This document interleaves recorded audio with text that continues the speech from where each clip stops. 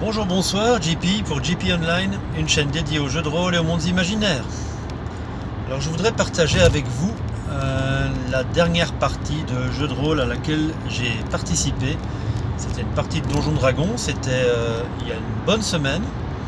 Alors j'en ai un peu parlé sur mon blog et j'en ai parlé en ces termes, comme quoi c'était une des meilleures parties de jeu de rôle que j'ai faites depuis longtemps, peut-être une des meilleures parties de jeu de rôle que j'ai faites depuis que je suis rôliste, et Dieu sait que je suis rôliste depuis un certain temps. Alors je voudrais revenir ici sur le pourquoi cette partie de jeu de rôle a été une partie mémorable. Alors c'était du Donjon Dragon, du Donjon Dragon 5ème édition, mais c'est pas pour ça que c'était une partie mémorable, même si voilà, ça fait déjà depuis janvier dernier qu'on fait du Donjon Dragon. Je participe en tant que joueur à une table de Donjon Dragon. Non, la partie a été mémorable à cause du roleplay et du drama qui a émergé lors de cette partie. Alors, je ne vais pas vous raconter l'histoire en détail. Tout ce qu'il y a besoin de savoir, c'est qu'en fait, donc on est le groupe d'aventuriers, accompagné de certains PNJ, est engagé dans une quête assez dangereuse, assez risquée. Il y a certains PNJ qui font partie du groupe depuis déjà un petit moment. Ce sont des PNJ avec lesquels, et surtout un PNJ avec lequel mon personnage personnellement a tissé des liens. En fait, ce PNJ a tissé des liens avec la plupart des membres du groupe. On s'est attaché à ce personnage. C'est un petit gobelin qui nous accompagne depuis presque le début de nos aventures. Et il est arrivé que au cours de la dernière histoire, le groupe entier s'est mis en danger à cause de ce PNJ. Et à l'issue d'un combat épique contre un monstre qui était largement plus fort que nous, j'ai même bien cru qu'on allait avoir un TPK à l'issue du combat, que tous les personnages allaient y passer, tant cet ennemi était dangereux et ses coups très très très violents et occasionnaient énormément de dommages. Donc à cause de l'intervention de ce PNJ, le groupe s'est retrouvé à affronter cette créature. Et à l'issue du combat pendant lequel un des membres du groupe s'est retrouvé au tapis. Bon, c'est pas la première fois, donc on a réussi à le sauver in extremis. Mais à l'issue de ce combat, un autre PNJ qui nous accompagnait a été tué. On s'en est pas rendu compte tout de suite pendant le combat, pendant le chaos de la mêlée, mais une fois que la poussière, on va dire, est retombée, on a découvert que ce PNJ avait succombé, et avait succombé d'une façon assez sale, et entraîné dans ce combat de manière... Voilà.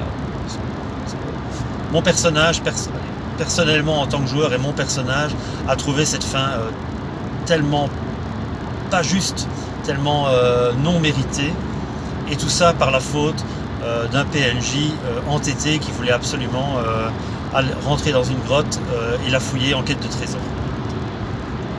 Alors, personnellement, en tant que paladin, mon personnage se devait de marquer le coup, de trouver cette fin tragique et injuste. Et voilà, on a fait un peu de roleplay autour de ça. Ça a vraiment marqué le groupe. Et ça a fortement marqué mon personnage, qui s'est retourné sur le PNJ gobelin qu'il estimait être la cause de la mort injuste de l'autre PNJ. Alors, clairement, il ne s'agissait que de PNJ. Aucun membre du groupe, aucun personnage joueur n'a été tué pendant la séquence en question. Si ça avait été le cas, alors les conséquences auraient encore été beaucoup plus graves. Mais il n'empêche que il y avait eu tellement d'engagement du groupe dans la quête, et il y avait tellement de liens intéressants qui s'étaient tissés entre le PNJ gobelin et aussi l'autre PNJ qui était un elfe qui nous guidait, qui nous servait de guide en fait, que mon paladin ne pouvait pas rester de marbre par rapport à cette mésaventure, et il en a clairement fait peser la faute sur le gobelin, et aussi ce qui a eu pour conséquence que le PNJ gobelin à un moment donné a fui, a quitté le groupe, honteux d'avoir provoqué la mort d'un des membres du groupe d'aventuriers finalement, même s'il était PNJ. Et donc là aussi mon personnage s'est retrouvé alors un peu pris dans des sentiments contradictoires. D'une part, sa colère vis-à-vis du petit gobelin qui avait causé la mort d'un autre PNJ important, et alors le fait de s'être montré trop sévère vis-à-vis de lui, et qu'il ait quitté le groupe, et en sachant qu'en faisant ça il allait vers une mort certaine. Donc il y avait vraiment une implication très forte de la part de mon personnage, et aussi on va dire un dilemme moral qui a pesé fortement sur toute la partie. Et là vraiment on touchait vraiment à la quintessence de ce qu'on peut faire en roleplay dans une partie, c'est-à-dire que il y avait de l'implication de la part des joueurs, les personnages étaient émotionnellement impliqués, et il y avait des liens forts qui s'étaient tissés entre les personnages, les PNJ. Il y avait un dilemme moral qui avait émergé, il y avait du sentiment, il y avait vraiment des sentiments qui sont nés de cette partie. Et je pense d'un certain point de vue, ça allait même au-delà du simple roleplay. On le vivait vraiment en tant que joueur, de manière raisonnable, on s'entend, mais on le ressentait vraiment. Et ça, je pense que c'est quelque chose qui est très difficile à obtenir autour d'une table de jeu, c'est d'arriver à ce que, à travers les personnages, il y ait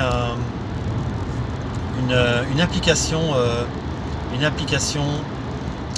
émotionnelle, voilà, une émotion qui naît chez les joueurs et les joueuses. Alors pourquoi, grâce à quoi, après j'ai pu réfléchir depuis une bonne semaine et demie que c'est arrivé, j'ai pu réfléchir sur comment est-ce qu'on est arrivé à ce résultat aussi mémorable. Et voilà, je suis arrivé à plusieurs points.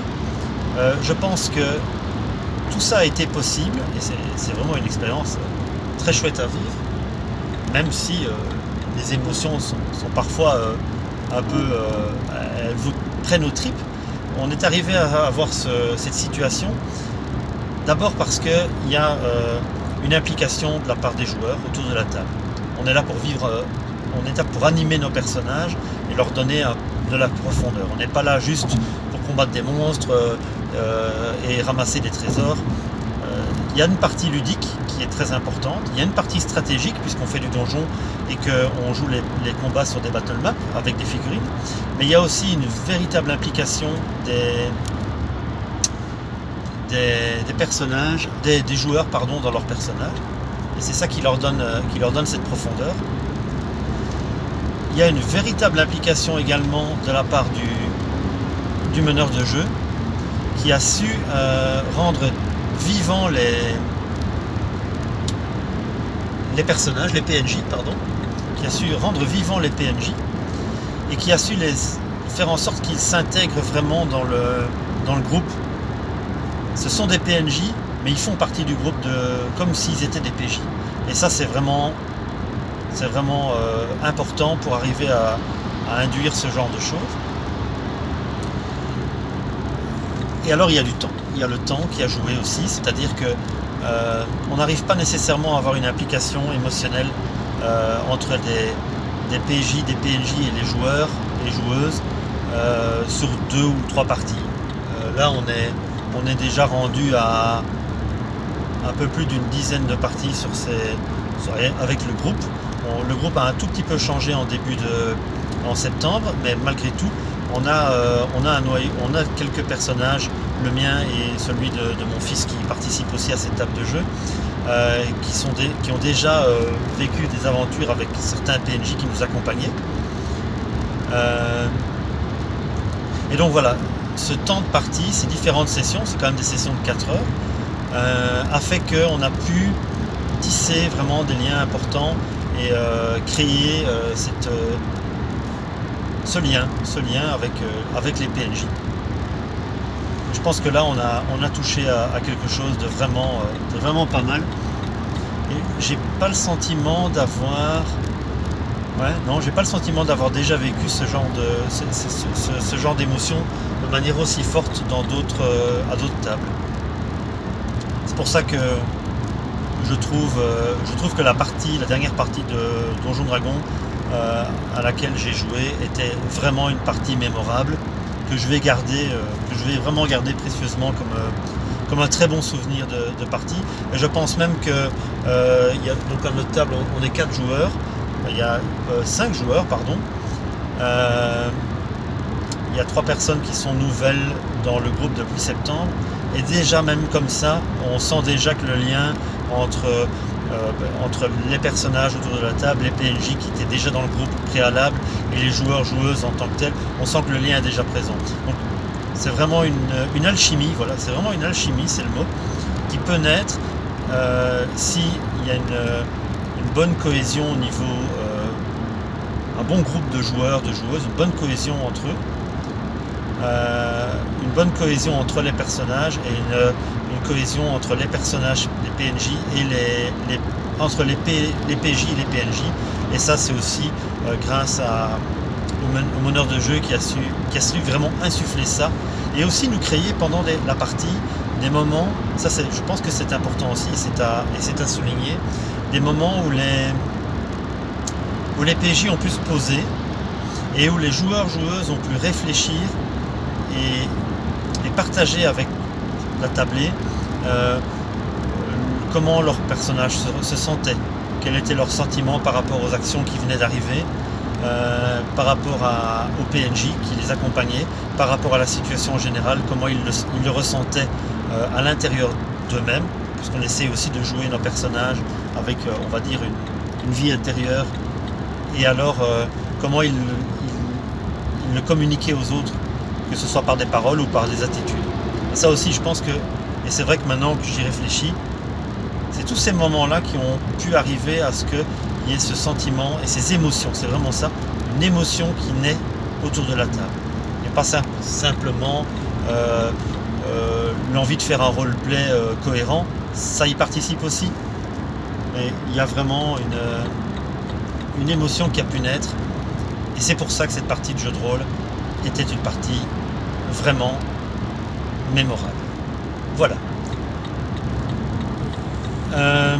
Donc, si vous avez des remarques, des commentaires, des questions sur ce que je viens de vous raconter, n'hésitez pas à les laisser en commentaire. Peut-être que vous aussi, vous avez des parties mémorables à partager. Alors, je vous invite à mettre tout ça en commentaire. Je vous remercie pour l'écoute et je vous souhaite une bonne journée, une bonne soirée ou une bonne nuit, où que vous soyez. Au revoir.